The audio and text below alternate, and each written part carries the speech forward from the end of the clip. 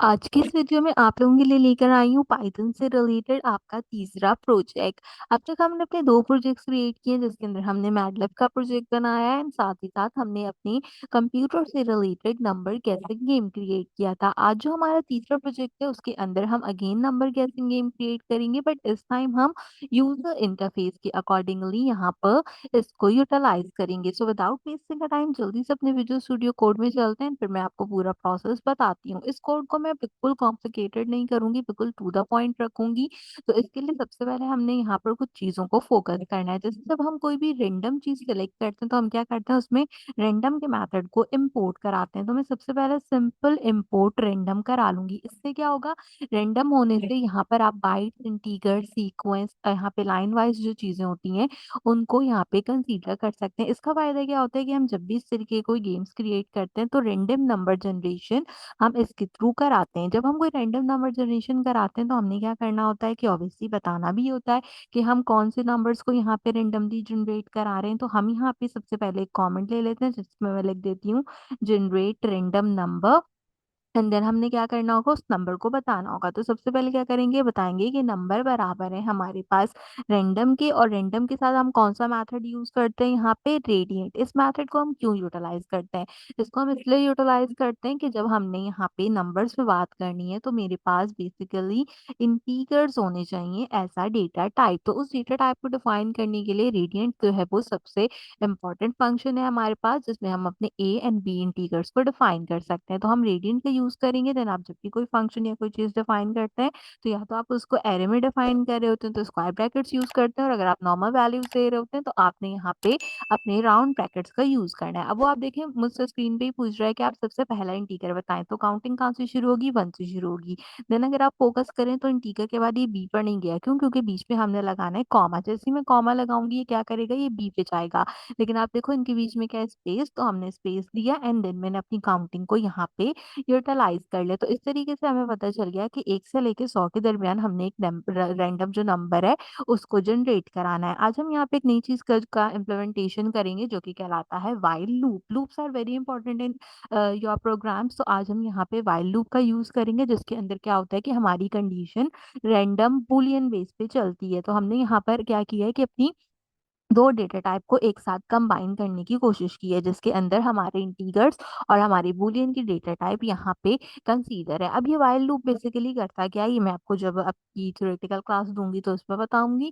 तो make sure कीजिएगा कि उसे जरूर चेक कीजिए। तो यहाँ पे होता है क्या है कि वाइल लूप जो है वो जब भी शुरू होता है वो तब तक चलता है जब तक हमारा यूजर जो है वो सही नंबर को गेस नहीं कर लेता। तो सही नंबर को गेस करने के लिए हमने यहाँ पे क्या करना है, हमने यहाँ पे सिंपल एक गेस का जो है वो इंटीग्रेशन कराना है। मैं कहती हूँ गेस किस चीज के बराबर है, वो है यहाँ पे इंटीजर के बराबर। जब यूजर से कोई इनपुट लेना होता है तो हम क्या करते हैं, इनपुट की कमांड का यूज करते हैं, और इनपुट की कमांड को यूज करते हुए हम यहाँ पे इससे कोई भी चीज पूछते हैं। तो हमने यूजर से एक नंबर इंटर करवाना है ना, तो हम यहाँ पे पूछ लेते हैं योर गेस नंबर। ठीक है, अगर आप चाहें तो आप इसको और जो है वो थोड़ा सा यहाँ पे इनहांस कर सकते हैं ऐसे लिख के, इंटर योर गेस नंबर। तो अब क्या होगा कि यूजर हमें एक अदद जो है वो नंबर यहाँ पे प्रोवाइड कर देगा। अच्छा, मैंने एक चीज रियलाइज की, हमारा जो प्रोग्राम है जब वो शुरू होता है तो शुरू होने में भी उसको कोई ना कोई चीज जो है वो हमें प्रिंट करानी चाहिए ना। ऐसे कैसे पता चलेगा कि जी हमारा प्रोग्राम जो है वो कैसे शुरू हुआ है। तो हम क्या करते हैं, इम्पोर्ट रैंडम के नीचे आते हैं, यहाँ पे हम एक अदद प्रिंट की कमांड का यूज करते हैं, और इस प्रिंट की कमांड के अंदर एक टेक्स्ट प्रिंट कराते हैं कि guess the number between 1 to 100, ताकि एटलीस्ट यूजर को पता तो होना कि हमने जो है वो कौन सा नंबर प्रिंट कराना है। ये ना हो कि हमने 1 से 100 तक रखा है, यूजर 50 से 100 तक ही नंबर जो है वो डिस्प्ले कराता जा रहा है। तो ये एक चीज हम क्या करते हैं, इसके अंदर ऐड कर लेते हैं। अब हम जब इस केसेस को ऐड कर लिए तो उसके बाद हमने अपनी कंडीशन लगानी है। तो मैं कहती हूँ इफ एन ऐसी कंडीशन लगाएंगे कि अगर जो हमारा नंबर छोटा है, यानी कि इफ गेस जो है वो हमारा क्या है यहाँ पे नंबर से छोटा है, तो आप यहाँ पे क्या करोगे, आप यहाँ पे एक मैसेज जनरेट कराओगे जो कि होगा प्रिंट फॉर्मेट के अंदर, एंड इसके अंदर लिखा होगा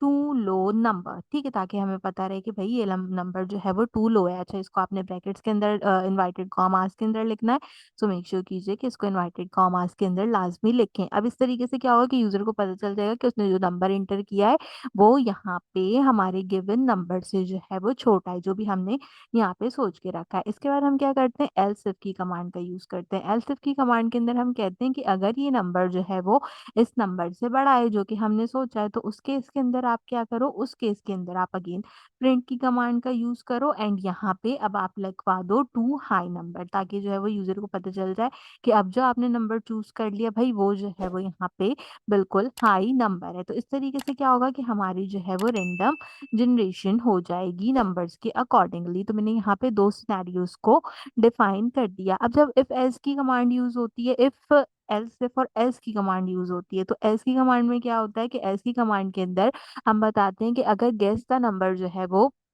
हमारे गिवन नंबर के इक्वल हो जाता है, तो आपने क्या चीज़ प्रिंट करानी है।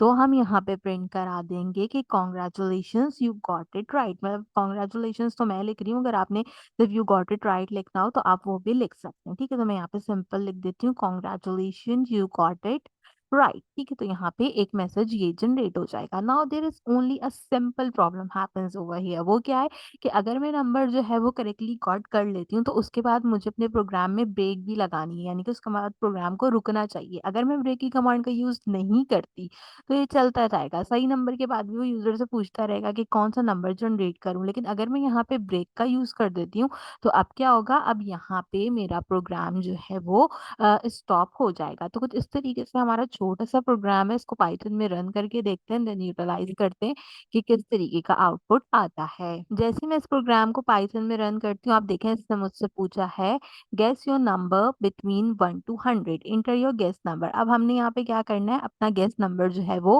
प्रोवाइड करना है। गेस नंबर के लिए हमारे पास कंडीशंस क्या है, वो कंडीशंस ये हैं, तो हम यहाँ पे एक सिंप्लीफाई नंबर देते हैं। जैसे कि मैं क्या देती हूँ, मैं यहाँ पे सबसे पहले एक नंबर देती हूँ जो कि होगा 50। अब जैसे मैंने 50 का नंबर दिया, तो इसने मुझे बता दिया कि ये नंबर जो है वो लो है। इसका मतलब क्या है कि 50 से छोटे जितने भी नंबर्स हैं वो मेरे पास यूटिलाइज़ नहीं है। अगर मैं इसको 80 देती हूँ तो ये कहता है ये बहुत हाई नंबर है।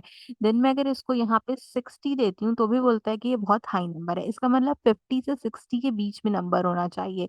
तो सबसे बीच का नंबर होता है 55, तो इसका मतलब कि ये भी बहुत हाई है। अगर मैं यहाँ पे 53 या 52 दूँगी तो दोनों में से कोई एक कंसीडर होना चाहिए। अब मैं यहाँ पे 52 देती हूँ, तो देखें इसने बोला congratulations you got it right. तो इस तरीके से अपने प्रोग्राम को हम कंसीडर कर सकते हैं और यहाँ पर इसको यूटिलाइज कर सकते हैं। इंशाल्लाह थ्योरेटिकल क्लास के अंदर मैं आपको लूप्स भी पढ़ाऊंगी, तो उसके अंदर हम व्हाइल लूप वगैरह को डिस्कस करेंगे। आपके सारे प्रोजेक्ट्स अपलोड है मेरे चैनल पे, मेक श्योर कीजिए जिससे लाजमी चेकआउट कीजिए। अगर आप पहली बार मेरे चैनल पर आए तो मेक श्योर कीजिए कि ऑल प्रोजेक्ट्स के लिए ज़रूर सब्सक्राइब कीजिए। इन केस अगर आपने हमारी पहली ज़ूम क्लास मिस की है, तो उसका लिंक भी यहाँ पे मौजूद है मेरे चैनल पे, मेक श्योर कीजिएगा कि इसे भी लाज़मी चेकआउट कीजिए। आज की वीडियो के लिए बस इतना ही। आपसे मुलाकात करूँगी अगले वीडियो में किसी और अच्छे टॉपिक के साथ। तब तक के लिए मुझे दीजिए इजाज़त।